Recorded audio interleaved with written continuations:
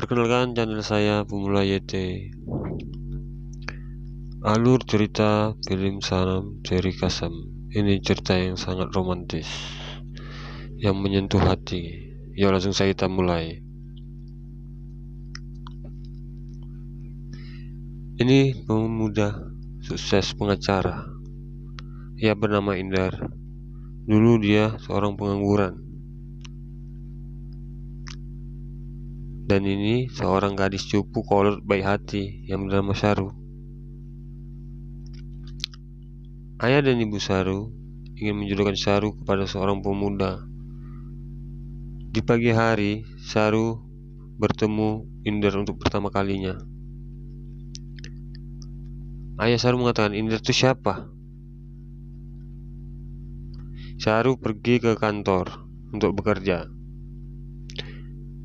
Ini Abimanyu, pemuda idaman Syaru.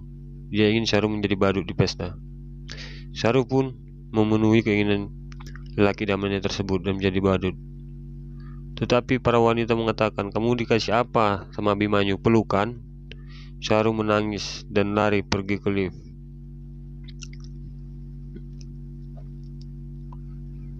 Di lift ada seseorang yang masuk dan Syaru memakai bajunya. Ternyata itu Indar. Mereka terjebak di lift. Indar tidak tahu itu Syaru. Dan Syaru kaget. Indar melepaskan pakaiannya lalu membuka topinya, dan itu Syaru. Indar memasang bajunya dan Syaru lari. Indar mengembalikan kepala beruang tersebut kepada Syaru.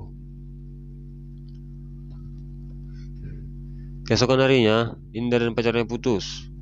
Ini pacar Indar, model terkenal. Malam harinya, Syaru ingin dijodohkan kepada seorang pemuda. Datang seorang pemuda tersebut dengan adik pacarnya. Mereka bertemu di rumah Syaru. Lalu Syaru ingin menghampiri pemuda tersebut mengambilkan handphonenya, tetapi Syaru kaget. Mereka mengejek Syaru kolot, bibik-bibik. Syaru pun sedih. Dan di kantor Syaru menemukan foto mantan kekasih Indar.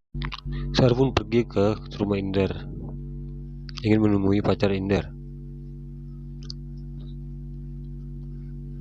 Tiba-tiba pacar Indar datang dan salah paham. Dia marah dan mengatai Syaru gadis kolot. Pacar Indar yang marah menyampaikan sebuah botol dan melukai punggung Indar. Indar pun dan Syaru pergi ke toko obat.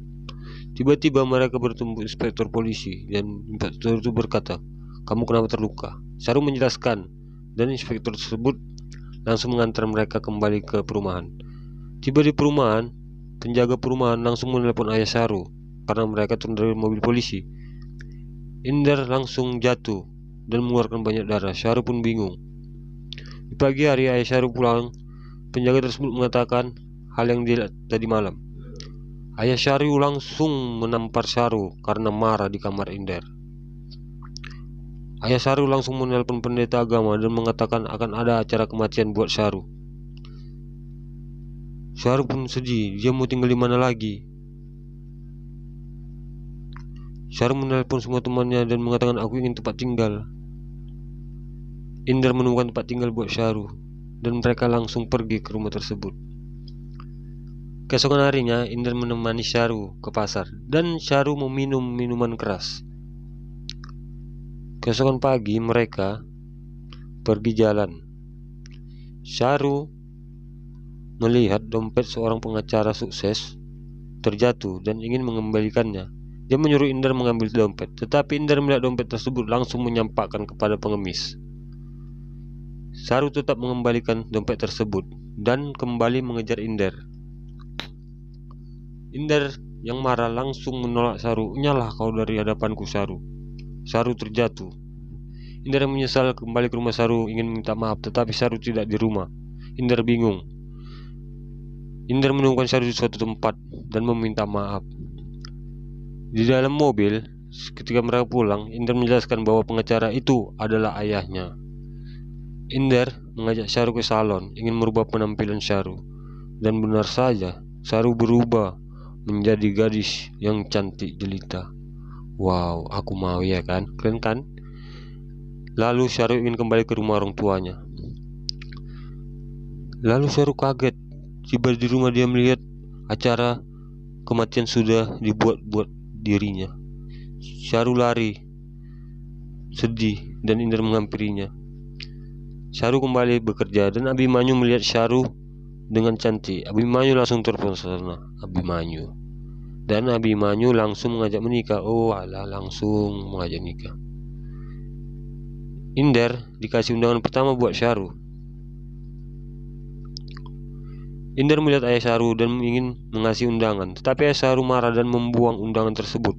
Di hari pernikahan, Syahrul menunggu Abimanyu, tetapi Abimanyu tidak datang. Syahrul langsung menghampiri Abimanyu. Abimanyu kaget melihat Syahrul. Dan ayah Abimanyu mengatakan, kami tidak mungkin menikahi seorang gadis yang sudah dinyatakan mati oleh orang tuanya. Inder menenangkan Syahrul yang bersedih dan memeluknya. Keesokan harinya, Inder menerima pesan Syahrul dan mengatakan Abimanyu telah menemuinya. Inder yang kecewa ingin meninggalkan kota, tetapi ibu Syahrul menemui Inder dan memberikan undangan pernikahan adiknya. Inder mau menemui Abimanyu, tetapi Abimanyu bilang, saya tidak bersama Syahrul, dia menolak saya. Inder pun kaget dan mencari Syahrul. Inder menemukan Syahrul di hutan. Lalu Inder bilang, kamu anggap aku apa Syahrul? Syahrul bilang, aku tidak anggap kamu apa-apa. Lalu Inder kecewa dan pergi meninggalkan Syahrul. Syahrul pun ingin minta maaf pada Inder dan menangis. Lalu Inder mengasih undangan dan Syahrul memeluk Inder. Tiba-tiba Syahrul pingsan di pelukan Inder dan Inder membawa Syahrul ke rumah sakit. Dokter mengatakan Syahrul mengidap penyakit tumor di otak. Inder yang marah langsung menemui Abimanyu dan mengasih bogem mentah kepada Abimanyu. Inder kembali menemui Syahrul yang berada di rumah sakit. Dia sangat sedih melihat Syahrul. Keesokan harinya Inder memasang semua CCTV di pernikahan adik Syahrul. Syahrul pun keluar dari rumah sakit dan Inder mengajak melihat pernikahan adiknya. Inder melihatkan CCTV kepada Syahrul dan Syahrul sangat bahagia melihat adiknya sedang melakukan pernikahan. Tiba-tiba Syahrul kembali sakit dan Inder mengantarkan ke rumah sakit. Inder yang bingung, kesal, kecewa lalu pergi ke rumah Syahrul dan mengambil karangan bunga yang ada di foto Syahrul dan menyampaikannya. Ayah Syahrul yang marah langsung menampar Inder. Dan Inder berkata, jangan buat karangan bunga lagi. Kalau tidak aku akan datang dan menerima tamparan kamu kembali. Di pagi hari Inder ditangkap oleh inspektur polisi. Syahrul yang baru keluar dari rumah sakit ingin menjumpai Inder, tetapi Inder di penjara. Inder melarikan diri dari kantor polisi. Syahrul pun kembali ke perpustakaan dan melihat buku yang dipinjam Inder. Ada tulisan gadis beruang kopi. Syahrul mencari semua buku yang dipinjam Inder, menemukan telepon Inder dan menelponnya. Di tempat lain Inder ditangkap dengan inspektur polisi dan bilang, kamu mau apa? Lalu inspektur itu mengantarkan Inder ke perpustakaan. Inder langsung berlari mencari Syahrul dan meminta maaf karena terlambat. Syahrul menangis karena dia tahu Inder yang sangat mencintai dia. Inspektur polisi tersebut ingin menangkap Inder, tetapi Syahrul tidak mau. Lalu inspektur itu membuka borgol dan melepaskan. Mereka akan menikah. Lalu Inder ke rumah orang tua Syahrul dan mengangkat pistol. Dari pernikahan, saksinya inspektur yang baik hati menemani mereka selalu. Di acara pernikahan tiba-tiba ayah Syahrul datang. Dan Syahrul kaget melihat ayahnya merestui hubungan mereka. Dia bilang, ini laki-laki terbaik. Mereka melangsungkan pernikahan. Syahrul sangat bahagia disaksikan orang tuanya. Setelah acara pernikahan, Syahrul pingsan. Penyakitnya kembali kambuh. Ayah Syahrul melihat Syahrul yang di ruangan sangat sedih. Ayah Syahrul bilang ke dokter, kapan kami bisa pulang? Kami ingin mengadakan pesta. Syahrul bilang kepada dokter, apa bisa sampai memudar ini? Dokter hanya diam saja. Ayah Saru sangat menyesal dan menangis. Ayah Saru sangat menyesal dengan perkataannya dan apa yang dibuat dia. Tetapi Saru tetap memeluk ayahnya. Dia sangat mencintai ayahnya lebih dari apapun. Inspektur polisi menjumpai Indar dan berkata, "Ini ada tempat yang diinginkan 25 yar dimiliki oleh ayahmu untuk tanah pemakaman Saru." Indar langsung bergegas ke rumah ayahnya dan meminta tanah 25 yar. Ayahnya bingung dan langsung marah kepada Indar. Indar kembali ke rumah sakit dan menemui istrinya. Istrinya yang lagi tertidur terbangun dan dia menjelaskan kenapa dia masuk penjara kepada Saru.